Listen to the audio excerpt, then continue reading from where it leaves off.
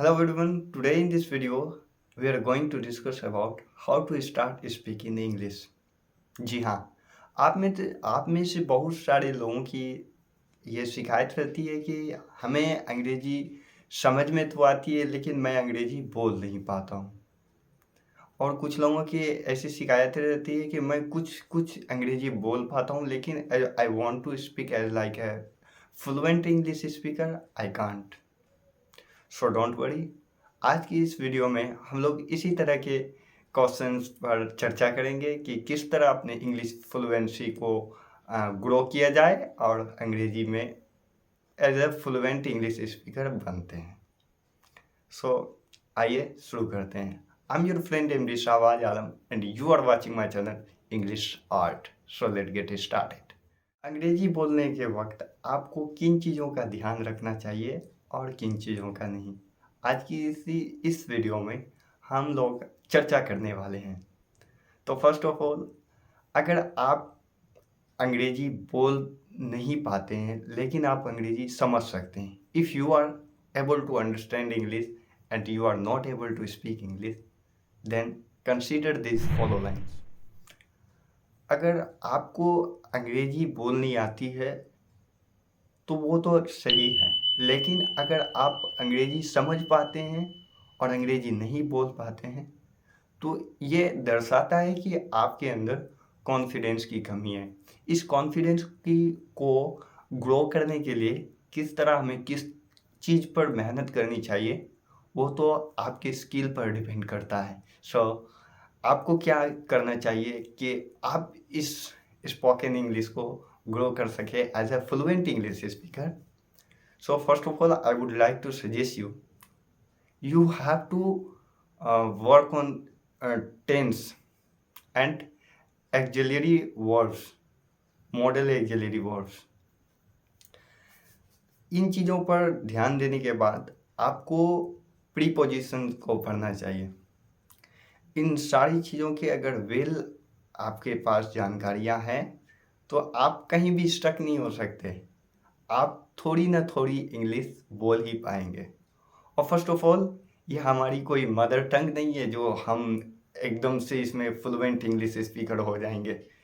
We have to do more or less practice, not less, I would like to suggest you more and more practice you have to do in this field of a spoken English. Okay, so ये सारी चीज़ें आपको एक native speaker की category में लेके जाने की ओर है। एंड सेकंड वन इज, अगर आपको अंग्रेजी समझ में आती है और आप अंग्रेजी को बोलने वक्त स्टक हो जाते हैं या किसी पर्सन से बात करते वक्त आपके अंदर एक वाइब्रेशन आने लगती है, आप थरथराने लगते हैं, आप कांपने लगते हैं, तो आपके अंदर आपको एक आई कांटेक्ट मेंटेन करने की प्रैक्टिस डालनी पड़ेगी। जब आप किसी से कॉन्फिडेंस हो जाते हैं तो आपके अंदर एक ये जो कंपन वाली फीलिंग है वो ऑटोमेटिकली ख़त्म हो जाती है। और ये सारी चीज़ें आपको प्रैक्टिस, डेली प्रैक्टिस के बेस पर ही आएगा। और जब आपके अंदर ये सारी प्रैक्टिसेस कर लेंगे तो आपके अंदर एक कॉन्फिडेंस बिल्ड हो जाएगा, जिस कॉन्फिडेंट के कारण आप किसी के भी सामने, किसी भी पर्सन के सामने खड़े होकर अंग्रेजी में बातें कर पाएंगे। तो इसीलिए कहते हैं practice makes a man perfect. आइए आगे चलते हैं कि अंग्रेजी को सीखने के लिए अच्छे माध्यम क्या हैं। What is the major medium to learn English.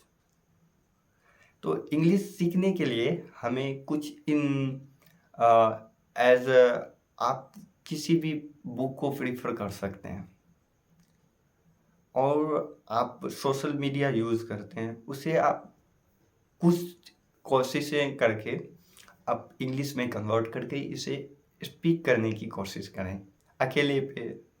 और ये आपके अंदर एक शाइनेस, अगर आप किसी चीज़ के लर्नर हैं तो आप you would make mistakes on that field also, तो आप बहुत सारी गलतियां करेंगे उस फील्ड में। आइए देखते हैं हमारा थर्ड पॉइंट वो क्या है कि अंग्रेजी सीखने वाले विद्यार्थी को हमेशा अपने एनवायरनमेंट की चिंता नहीं करनी चाहिए। Whatever you think, whatever you make your inbuilt career, जैसा आप सोचते हैं ना उसी तरह के आप करियर बना पाते हैं। तो थिंकिंग को अपने चेंज करना है, thought process, inner thought process change करना है।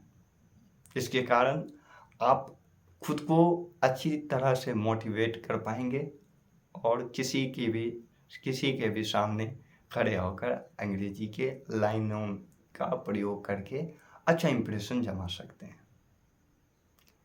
इन सारी चीज़ों का आप ध्यान रखते हुए आगे अगर आप एडवांस इंग्लिश स्पीकिंग करना चाहते हैं तो एडवांस स्पीकिंग के लिए आपको कुछ फ्रेजल वर्ब्स, आइडम्स और ढेर सारी एंटोनिम्स एंड सिनोनिम्स की जानकारी होनी चाहिए, जिसकी ही बदौलत आप एडवांस लेवल इंग्लिश पर मूव कर पाएंगे और आप the Hindu, the times of India, the times of Hindustan जैसे न्यूज़ आर्टिकल को पढ़ पाएंगे।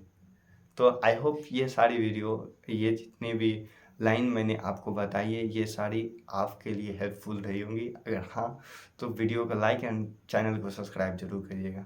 मिलते हैं नेक्स्ट वीडियो में, तब तक के लिए स्टिल थैंक यू। जय हिंद।